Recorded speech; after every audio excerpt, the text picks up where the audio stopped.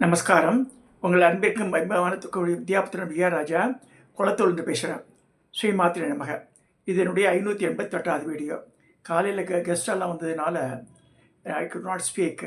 இப்போயும் அவள் வெளியில் கோவிலுக்கு போயிருக்கா. அதனால் இந்த இந்த டைமில் நாளைய மறுநாள் 2 நாளைக்கு வீடியோ போட முடியாது. ஏன்னா நாளைக்கு வந்து அரியத்துறை போயிடுறேன். அங்கே வந்து ஒய்ஃபை கனெக்ஷன்லாம் கிடையாது. சரி, வீடியோ எடுத்துடுவேன். அதை வந்து ஞாயிற்றுக்கிழமை இரவு தான் வந்து போட முடியும். அதனால் க்ஷமிக்கணும் என்ன. சரி, ஞாயிற்றுக்கிழமை இரவு வரைக்கும் நாளையிலேருந்து வீடியோ இருக்காது. இது முன்னாடியே சொல்லிடுறேன் நான் உங்களுக்கு. சரி, இப்போ வந்து பார்க்கலாம்.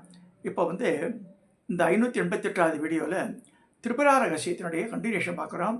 இது வந்து ஆல்ரெடி நம்ம திரிபுரா ரகசியத்தில் என்ன பார்த்துருக்கோன்னா, இந்த 12 நாள் கதையை பார்த்துருக்கோம். 13 நாள் கதையை பார்க்க போகிறோம். இப்போ 13வது கதை. இந்த 13வது கதையில் மன்மதன் தேவி திரிபுரசுந்தரியை தியானித்தான். பிரசன்னமான தேவி மன்மதனின் சிரசில் தன் திருக்கரங்களை வைத்தார். தன்னை மறந்து ஆனந்த கண்ணு விட்டான் மன்மதன். அப்போது மகாலட்சுமி வந்து ஸ்ரீ தேவியிடம் வேண்டினார், தாயே, கௌரியின் சாபத்தால் உன் பக்தனான காமன் துன்புறுகிறான். அவனின்றி உலகில் பிறப்புகள் எப்படி ஏற்படும்? உன்னை சரணடைந்து அவனை காத்தள்ள வேண்டும்னு கேட்குறான் மகாலட்சுமி. மகாலட்சுமியோட பிள்ளையாச்ச மன்மதன். அப்போ ஸ்ரீ தேவி சொல்கிறார், என் பக்தன் ஒருபோதும் அழிவடையான். அவனுக்கு புதிய சரீரம் கிட்டும் வரை அவன் என் கண்களில் குடியிருக்கட்டும். கௌரியின் சாபத்தின்படி சங்கரன் அவனை பஸ்மம் ஆக்கட்டும். பின் அவன் அழகிய சரீரம் பெற்று உனக்கும் ரதிக்கும் மகிழ்ச்சி அளிப்பான் என்று சொல்லி தேவி திரிபுரசுந்தரி மன்மதனை தன் கண்களை நோக்கி தன் கண்களில் அவனை சேர்த்து கொண்டு காமாட்சி என்ற பெயர் பெற்றார். காமாட்சின்னு ஒவ்வொருத்தரும் ஒரு மீனிங் சொல்கிறார். மன்மதன் வந்து தேவியால் காப்பாற்றப்பட்டு தான் கண்ணில் வச்சுன்றா அவனை. அதனால் காமாட்சின்னு பேர். காம அட்சி. ஸ்ரீ தேவியின் கண்களில் சேர்ந்த காமன் ஆழ்ந்த உறக்கத்தில் இருப்பது போல் இருந்தான். பின் அவன் சரீரம் ஸ்ரீ தேவியின் முன்னால் விழுந்தது. அவனுடைய ஒவ்வொரு மயிர்காலிலிருந்தும் கோடி கோடி மன்மதர்கள் வெளிவந்தனர். அவரிடம் ஸ்ரீ தேவி ஜீவர்களுடன் காமத்தை உண்டு பண்ண சொல்லி உத்தரவிட்டாள். பின் மன்மதனின் சரீரத்தை எழுப்பினாள். தூக்கத்தில் எழுந்தவன் போல் எழுந்த மன்மதனை காமனே என்று அழைத்து ஸ்ரீ தேவி அவன் மலர் அன்புகளையும் கரும்பு விலையும் தந்து தவமேற்றிற்கு மகாதேவனை வென்ற சொன்னாள். நீலகண்ட தவம் இருக்கும் இடத்திற்கு மன்மதன் சென்றான். கூடவே இந்திரனும் வந்தான். சிவபிரான் நெஞ்சில் தன் கரும்பு வில்லால் மன்மதன் ஒரு மலக்கணையை ஏவி அடித்தான். இதனால் தவம் கலந்த சிவபிரான் கண்களை திறந்தார். அவர் கண்களை முதலில் மலைமகள் படவே அவர் மனதில் சலனம் ஏற்பட்டது. மனதில் சலனம் ஏற்பட்டதை உணர்ந்த சிவபிரான் தன் எதிரே கரும்பு வில்லுடன் இருக்கும் மன்மதனை கண்டு அவனை சனத்துடன் நோக்கினார். பஞ்சு பொதி போல் பெருந்தீகள் எரிவது போல் காமன் சாம்பலானான். அந்த பெருந்தீ உலகத்தையே அழிக்க ஆரம்பித்ததை கண்ட பிரம்மா மற்றும் முனிவர்கள் மகாதேவன் நடந்தை க்ஷமிக்க வேண்டும் கோரினர். பரசுராமா தத்தாத்திரேய சொல்கிறார், ஸ்ரீ கௌரி கிம்மமான மகானா பிறந்த விஷயத்தையும் காமதகனம் என்பதும் அற்புத சரித்திரம் எவ்வாறாக சொன்னேன்றார். பரசுராமர் தத்தாத்திரேயிடம், பகவானே, சிவபுரானும் கிரிஜாவும் இணைந்த பின் குமாரன் எப்படி பிறந்தான சொல்லணுன்றார். ஸ்ரீ தத்தாத்திரேய பை சொன்னார். மன்மதகனம் ஆனதும் கண்டு தன் காரியம் நிறைவேறவில்லை என்று இந்திரனுக்கு துக்கமடைந்தான்.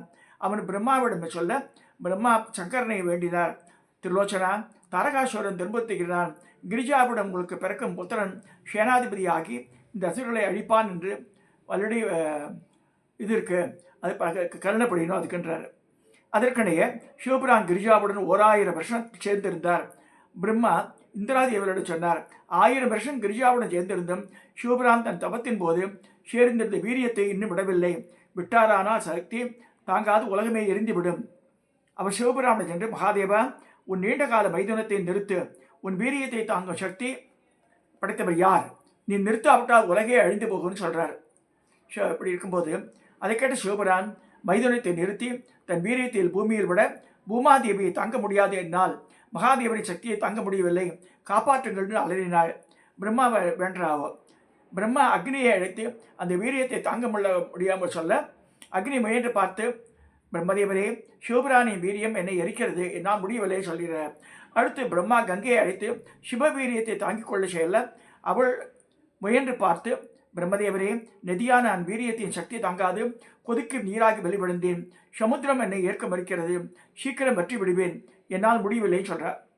சற்றே சித்திந்த பிரம்மா கைலாச மலை அடிவாரத்தில் இந்த நாணலை காட்டில் சிவவீரியத்தை சேர்க்க சொன்னார். கங்காதேவி பூமியால் மக்கினாலும் என்னால் தாங்க முடியாததை இந்த நாணற்காடு எப்படி தாங்கும்னு கேட்குறார். அப்போ பிரம்மா சொல்கிறார், முன்னர் காலம் பஸ்மாசுரனால் கௌரி சிவபிராமனை பிரிய நேர்ந்தது. அந்த பிரிவை தாங்காத பார்வதியின் சரீரம், கௌரியின் சரீரம் ஆயிரக்கணக்கான பாகங்களால் உடைந்து இந்த காட்டில் விழுந்தது. அங்கே இந்த நாணர்கள் வளர்ந்து காடானது. எனவே இந்த நாடு நைமிசாரண்யாது, நாணர் காடுகளால் நைமிசாரண்யம் அர்த்தம். எனவே இந்த ஞானக்காடு கிரிஜாவின் சரீரத்தால் ஆனது. எனவே சிவவீரியத்தை தாங்க முடியும்னு சொல்கிறார். கங்கையும் சிவவீரியத்தை நாணல் காட்டில் சேர்க்கவும் நாணற்காடு இன்னும் அடர்த்தியானது. தகுந்த நேரத்தில் சிவவீரியம் குமாரனாக உண்டானது. கோடி சூரிய பிரகாசத்துடன் கோடி மன்மத அழகுடன் விளங்கிய அந்த குழந்தை குமாரனை கண்டு அக்னி, இது என் மகன் என கங்கை இல்லை என் மகன் என்றாள். சிவபுரானும் கிரிஜாவும் குமாரனை பார்த்து தம் குழந்தை என்று சந்தோஷம் அடைந்தனர். பிரம்மா குழந்தைக்கு அக்னிப்பூ காங்கேயன் ஸ்கந்தன் என்று பெயரிட்டார். ஸோ கிருத்தியா பெண்களை அழைத்து குழந்தையை பார்த்து கொள்ள சொன்னார். அவர்கள் ஒவ்வொருவரும் போட்டி போடவும் குமாரன் 6 முகங்கள் கொண்டு அவரிடம் சைதன்ய பாரம் செய்தார். இதனால் சண்முகன் கார்த்திகேய என்ற பெயரை பெற்றார். நன்கு வளர்ந்த ஸ்கந்தனுக்கு பிரம்மா தனது ஜபமாலையும், சிவபுரான் சூலத்தையும், அக்னி வேலையும், விஷ்ணு சக்கரத்தையும், வாயு அங்குசத்தையும், வருணன் பாசத்தையும், யமன் தண்டத்தையும், குபேரன் கதையையும், சமுத்திரம் மணிகளையும், விஸ்வகர்மா பாதிகளையும் தந்தார். இந்திரன் தன்னை மதிக்காத கண்ட ஸ்கந்தன் அவனுடன் போருக்கு செல்ல இந்திரன் பயந்தோடி கிரௌஞ்ச மலையில் ஒளிந்து கொண்டான். கிரௌஞ்ச மலையை அம்புகளால் துடைத்து 2ஆக பிளத்தார் ஸ்கந்தன். ஸ்கந்தன் தேவசேனாதிபதி ஆனார். இந்திராதி தேவர்களுடன் தாரகாசூரன், சூரபத்மன் இவருடன் போரிடச் சென்றார். வெகு காலம் அந்த யுத்தத்தில் கோடிக்கணக்கான சிறுகளை வீழ்த்தி சூரபத்மனையும் தாரகாசூரனையும் ஸ்கந்தன் கொன்றார். ஆறுமுகரால் இந்திராதி தேவர்களுக்கு கஷ்டங்கள் இவ்வாறு தீர்ந்தன. இதை கேட்ட பரசுராமர், சுவாமி, மும்மூர்த்தியால் இந்திரால வெல்ல முடியாத அசுரர்களை ஸ்கந்தனால் எப்படி வெல்ல முடிஞ்சது கேட்கிறார். அப்போ தத்தாத்திரேய சொல்ற, ஸ்வாத்மானந்தரத்தில் திளைத்திருக்கும் பரமஞானியான சனத்குமாரன் தன் தந்தை பிரம்மாவோட உடனே கேட்டார். தேவாசுரத்தில் எல்லா அசுரரையும் அழிப்பது போல் கனவு கண்டேன். எனக்கு எப்படி இந்த கனவு வந்ததுன்னு சொல்லி அதை பற்றி சொல்கிறார். சனத்குமார், சனகர், சனந்தரர், சனாதனர், சனத்குமார் 4 பேர் அவா. அதில் சனத்குமார் ஒருத்தர். பிரம்மா சொன்னார், மகனே, நீ முன்பிறவியில் தேவாசுரத்தை பற்றி கேள்விப்பட்டு அசுரரை வெல்ல வேண்டும் என்று சங்கல்பித்தாய். அதற்காக வைஸ்ரவண வித்தியை அனுஷ்டித்தாய். ஆனால் பாதிலேயே இறந்து விட்டாய். அந்த எண்ணமே கனவாகி வந்துள்ளது. நிஜத்திலே நடக்கின்றார் அவர். அதுக்கு சனத்குமார், முக்காலம் உணர்ந்த எனக்கு மறுபிறவி இல்லை, அப்படி இருக்க என் கனவு எப்படி நிஜமான்னு கேட்கிறார். பிரம்மா, மகனே, சுவேட்சையாக நீ ஒரு பிறவி எடுப்பாய் என்று சொல்லிவிட்டு விடை பெற்றார். சில காலம் கழித்து சனத்குமார் ஆசிரமத்துக்கு சிவபாரி தம்பதிகள் வந்தனர். கிரிஜா சங்கரிடம் எங்கும் காண முடியாதவை அமைதி இந்த குழந்தை யாருன்னு கேட்கிறார். விடையேறும் இறைவன் கிரிஜாவிடம் சொன்னார், இந்த பிரம்மாவின் புதல்வர் சனத்குமார் பரம ஞானி, ஸ்வாத்மானந்தத்தில் ஊறியிருக்கிறார், பந்தபாஷம் அற்றவர், பிரகிருத்தியே துன்பத்துக்கு மூல காரணம் என்றார்.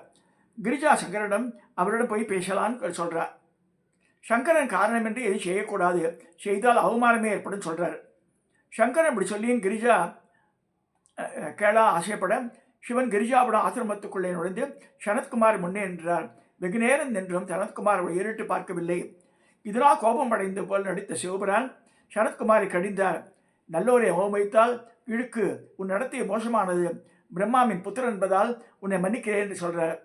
சம்பின் ஆற்றலிக்கிற சனத்குமார், என்னை பயமுறுத்த முடியாது, எனக்கு அச்சம் என்பதே இல்லை, நான் சுதந்திரமானவன், என்னை சபித்தாலும் வாழ்த்தினாலும் எனக்கு ஒன்றுமில்லை, காரியங்களின் விளைவுகளையும் தொலைந்தவன், நான் கோடி கோடி சாபங்களையோ வாழ்த்துக்களையோ என்னை பாதிக்காது சொல்கிறார்.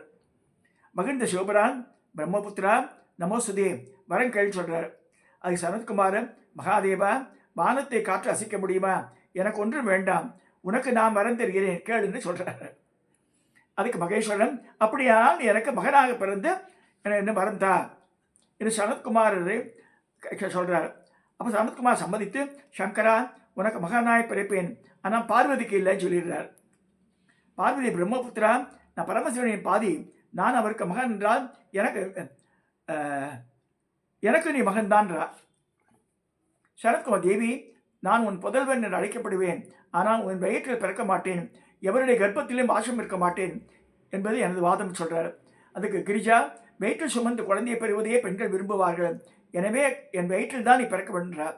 சனத்குமார் யோசித்து கிரிஜாவிடம் சொன்னார், தேவி, நீயே ஜெகன்மாதா, ஏன் ஒன்றும் தெரியாது போய் பேசுகிறாய், முன்பொரு காலம் உன் சரீரம் சிதறி மலை அடிவாரத்தில் நாணற்காடாய் வளர்ந்துள்ளது. அந்த பழைய சரீரத்தில் சம்பந்தத்துடன் அந்த காட்டில் நான் பிறப்பேன்னு சொல்கிறார். அதனால தான் சரவணன்ற இந்த கார்த்திகேயன் நாணர் காட்டில் போய் ஒதுங்கி அங்கே குழந்தையாக மாறுறான்னு சொல்லப்படுறது. அந்த குமாரன் நாயை பிறந்து தாரகாசுரனை வதித்தார். குமரக்கடவுளின் பிறப்பு பற்றிய விஷயத்தை உனக்கு இவ்வாறாக சொல்லிவிட்டேன்னு சொல்லி தத்தாத்திரேயர் பரசுராமருக்கு சொன்னதாக இந்த சரீரம் முடிகிறது. இத்துடன் நானும் இந்த திரிபுரா ரகசியத்தினுடைய இன்றைய கதையை நான் நிறைவு செய்கிறேன். சப்ஸ்கிரைப் பண்ணுங்க, ஷேர் பண்ணுங்க, லைக் பண்ணுங்க.